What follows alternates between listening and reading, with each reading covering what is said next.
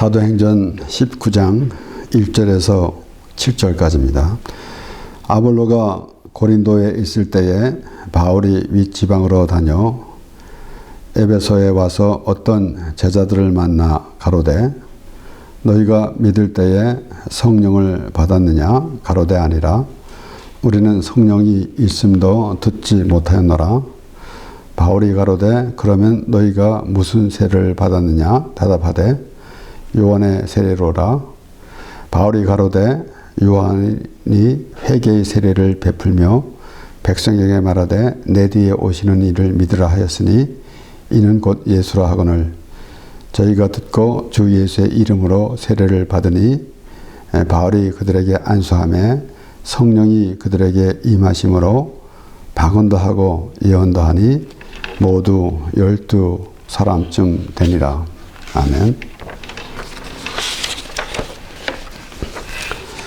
사도행전은 우리가 성령 행전이라 일컫습니다.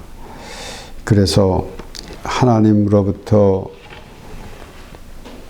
이제 부르심을 받은 사도로서 어떻게 하나님의 말씀을 전하는가, 우리가 하나님의 말씀을 보면서 성경을 보면서 우리가 어떤 마음 자세로 또 우리 믿음의 사람으로서 살아가고 있는가를 생각해 보게 됩니다. 그래서 혹자는 내가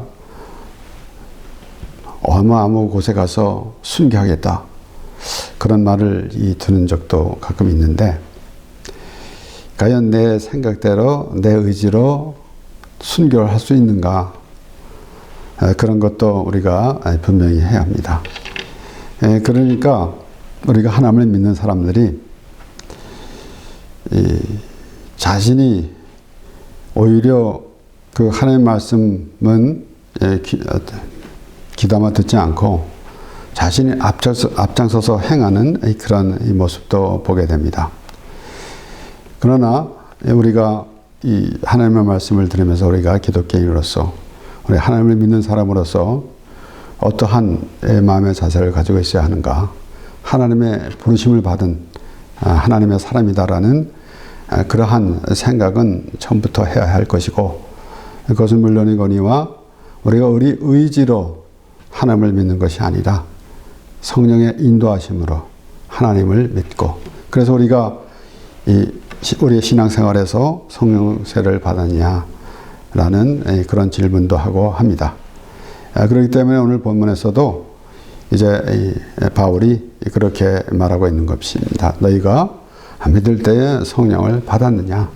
그런데 성령이 있는 줄도 몰랐다라고 그렇게 대답하고 있는 것입니다. 그래서 사도들이 그 예수님을, 부활하신 예수님을 증거할 때도 그 성령의 충만함으로 하는 것이지, 그들이 어떠한 어떠한 배움을 가지고 어떠한 가르침을 받고 그렇게 하는 것이 아니라 성령의 인도하심으로 증거를 할 수 있는 그러한 예수님의 제자가 되는 것이고 사도가 되는 것입니다. 그래서 오늘 이 본문 말씀을 보면은 너희가 성령을 받았느냐 그럴 때 받은 적도 없다, 그런 것도 모른다 라고 그렇게 말하면서 뭐라고 그러는가 하면, 그럼 무슨 세례를 받았느냐? 요한의 세례로다 그랬습니다. 그러니까 이러한 절차적으로는 우리가 교회에서 또 세례를 받고 그래서 세례교인이다 라고 이렇게 분류도 하고 그렇게 합니다. 정작 우리가 성령 세례를 받고 그래서 하나님의 메이라 부르는 이것을 우리가 생각할 때에 예수 그리스도를 믿을 때 비로소 우리는 하나님을 믿는 것이다 라는 것은 우리가 항상 생각해 보는 것입니다. 그러므로 이제 사도행전은 누가가 기록했는데 또한 이 누가복음도 누가가 기록하면서 이제 이 마지막 부분의 24장에는 이런 말씀이 나옵니다. 누가복음 24장 46절에서 49절. 또 이르시되 이같이 그리스도가 고난을 받고 제3일에 죽은 자 가운데서 살아날 것과 또 그의 이름으로 죄사함을 얻게 하는 회개가 예루살렘으로부터 시작하여 모든 족속에게 전파될 것이 기록되었으니 너희는 이 모든 일의 증인이라. 볼지어다 내가 내 아버지의 약속하신 것을 너희에게 보내리니 너희는 위로부터 능력을 입히울 때까지 이 성에 유하라 하시니라. 이 예수님께서 부활하신 후에 제자들에게 말씀하시면서 떠나지 말고 위로부터 능력을 입히울 때까지 이 성에 유하라. 또 그것은 먼저 앞에서 말씀은 내가 내 아버지의 약속하신 것을 너에게 보내리니 그랬습니다. 그러니까 그것을 기다리라. 그러니까 너 의지로 하는 것이 아니고 성령의 능력으로. 그래서 위로부터 능력을 입히울 때까지 이 성에 유하라 하시니라. 그래서 우리가 하나님의 말씀을 또 전하고 우리가 전도하고 선교할 때에도 내가 내 생각으로 하는 것이 아니라 하나님의 말씀에 은혜를 받고 성령의 인도하심 따라 가는 것이 마땅한 것이고 그것을 의식하지 않고 하다 보면은 때로는 자신이 모든 것을 하는 것으로 생각하기 때문에 그러면 과연 하나님의 말씀을 전해주는 것인지 라는 것을 분명히 해야 합니다. 그렇기 때문에 이렇게 이제 누가가 기록하면서 누가복음에서 또 누가가 그렇게 예수님께서 하신 말씀을 그대로 기록하고 그리고 이제 사도행전을 시작하면서도 그렇게 말하고 있는데 사도행전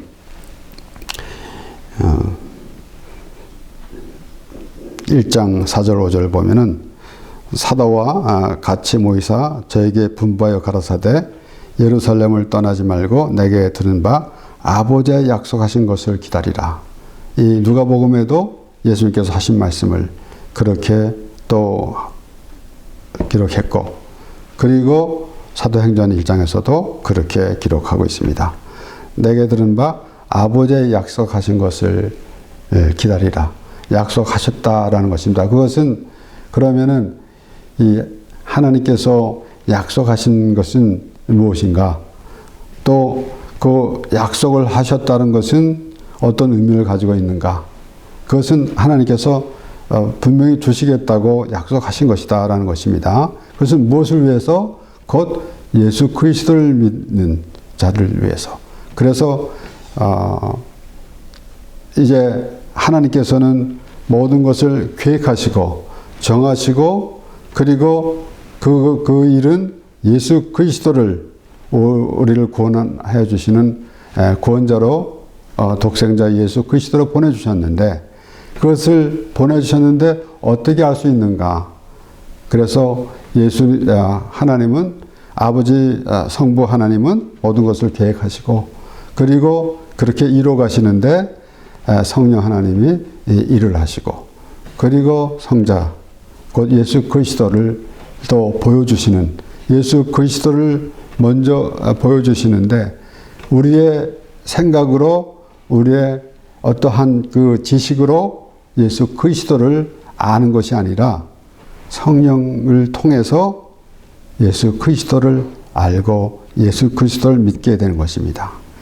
그래서 들은 바 아버지의 약속하신 것을 기다리라.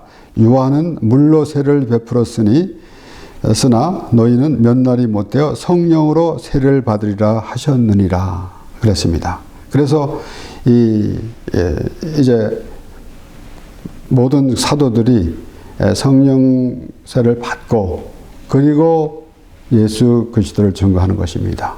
베드로는 예수님이 십자가에서 죽으실 때에 예수님을 3번이나 부인했습니다. 한 번 부인한 것은 어쩌다 아차 하는 그러한 순간적으로 더 부인할 수가 있겠지만은 3번을 부인했다는 것은 완전하게 부인한 것입니다. 그러면은 전혀 그 베드로가 예수님을 부인한 사건을 보면서 또 우리는 어떻게 그렇게 예수님을 3년 동안 쫓아다니면서 어떻게 그런 모습이 있었을까라는 생각도 들겠지만은 그것이 바로 우리의 의지로는 그럴 수밖에 없다라는 것입니다. 그래서 나는 절대 부인하지 않겠다. 나는 예수님과 함께 죽을지언정 이런 장담을 했지만은 결국은 제자들도 다 흩어지고 그리고 베드로는 그 예수님을 나는 전혀 알지 못한다 라고 그렇게 말했었습니다. 그런데 성령 세례를 받고 오순절날 성령 세례를 받고 담대하게 너희가 죽인 예수가 그리스도다 라고 이렇게 말할 수가 있었다라는 것입니다. 그렇기 때문에 우리가 우리의 신앙생활에서 내 생각대로 가만히 우리가 신앙생활을 하면서 살펴보아야 합니다. 과연 하나님의 말씀이 내 생각으로 내 지식으로 내가 가르침을 받고 내 배움으로 하나님의 말씀을 우리가 알고 있는가 아니면은 성령의 인도하심으로 하나님을 알고 있는가라는 것입니다. 그래서 우리가 하나님을 바라볼 때 꼭 예수 그리스도를 통해서 하나님을 보아야 하는 것입니다.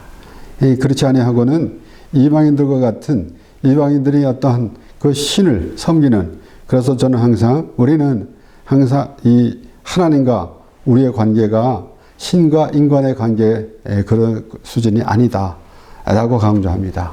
왜 그런가 하면 하나님께서는 우리를 부르셨고 우리를 지으셨고 우리를 택하여 주셨고 우리를 불러주셨습니다. 그렇기 때문에 이방인들이 자신들이 있지도 않은 신을 만들어서 섬기면서 쫓아가는 그런 모습이 아니라 우리는 하나님으로부터 부르심을 받은 하나님의 사람이다라는 것입니다.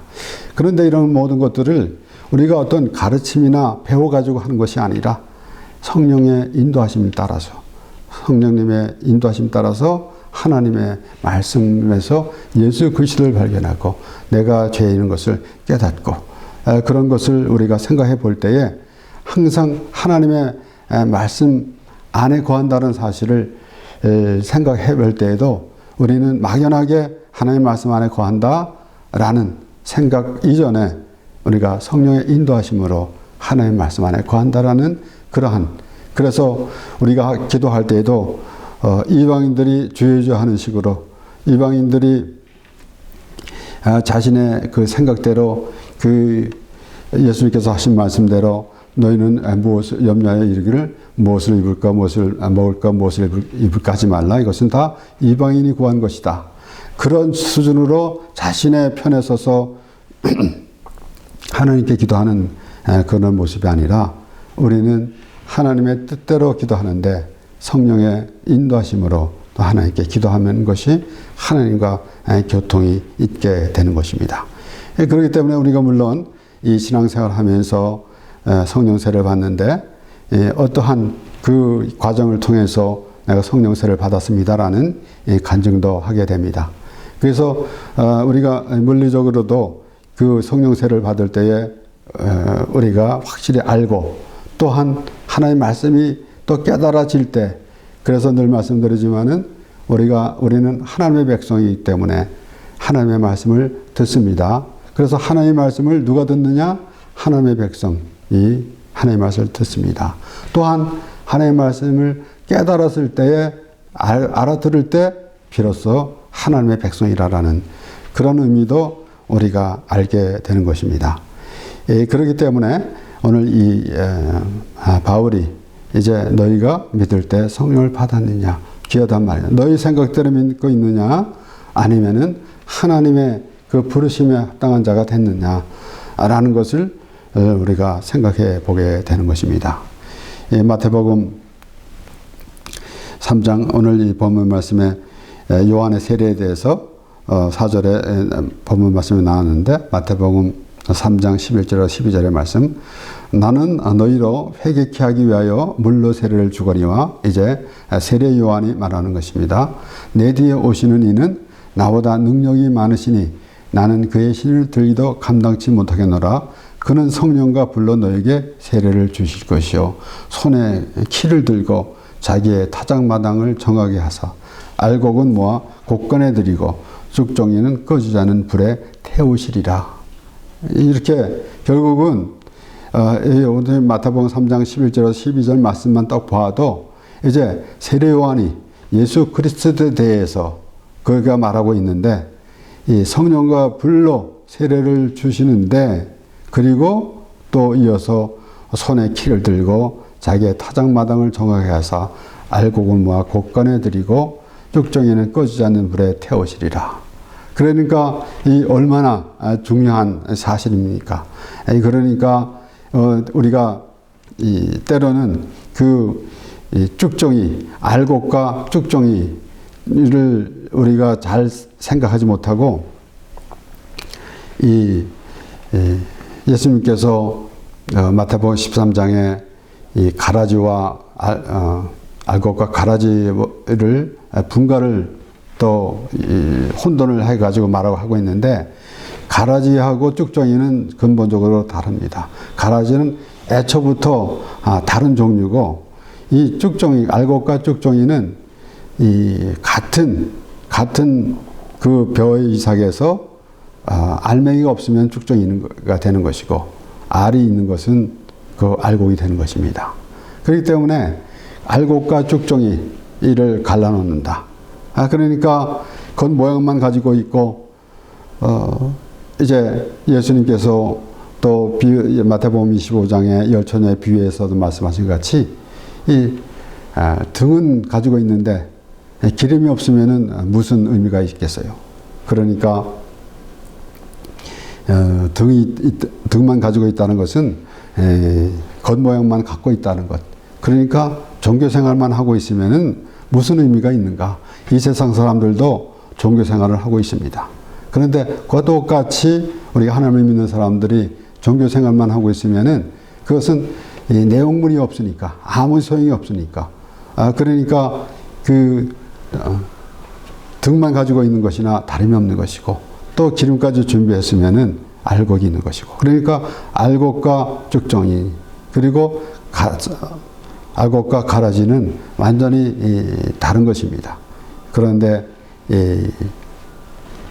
세례 요한은 그렇게 예수 그리스도에 대해서 그가 말하면서 하는 말은 이 성령과 불로 너에게 세례를 주고 주실 것이요 그리고 그 다음에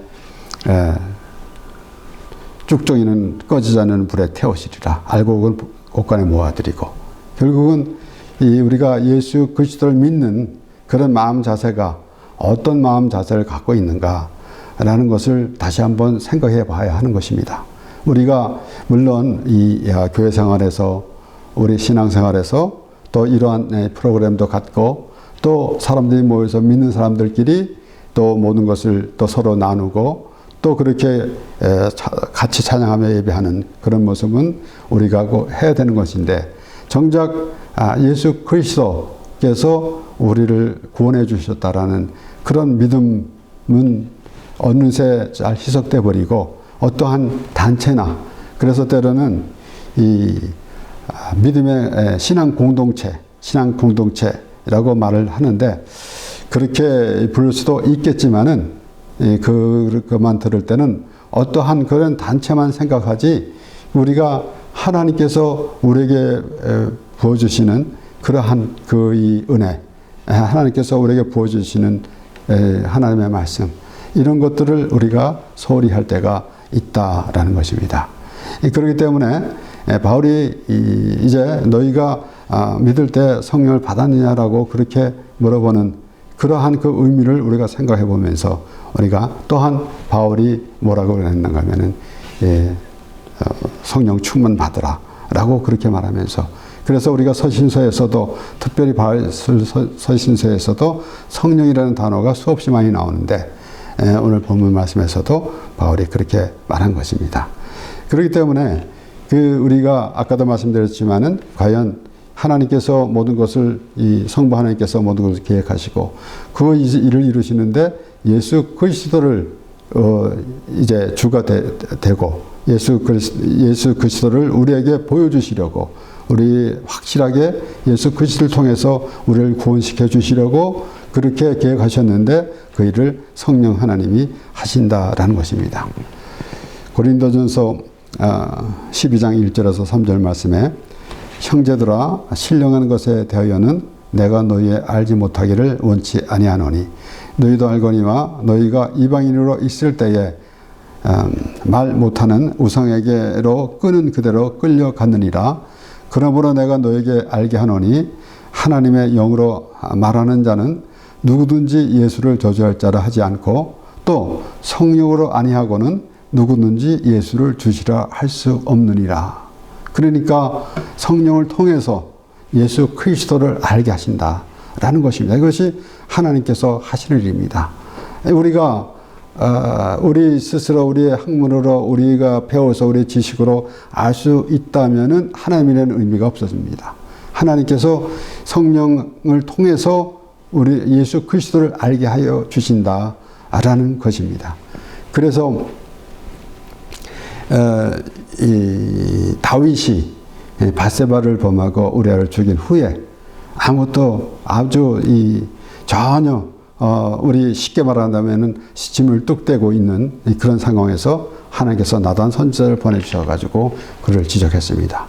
그와 같이 나단 선지자가 다윗을 와서 다윗에게 말한 것 같이 성령께서 오셔가지고 그래서 우리의 죄를 알게 하시고 또 그래서 예수 그리스도를 알게 하신다라는 것입니다.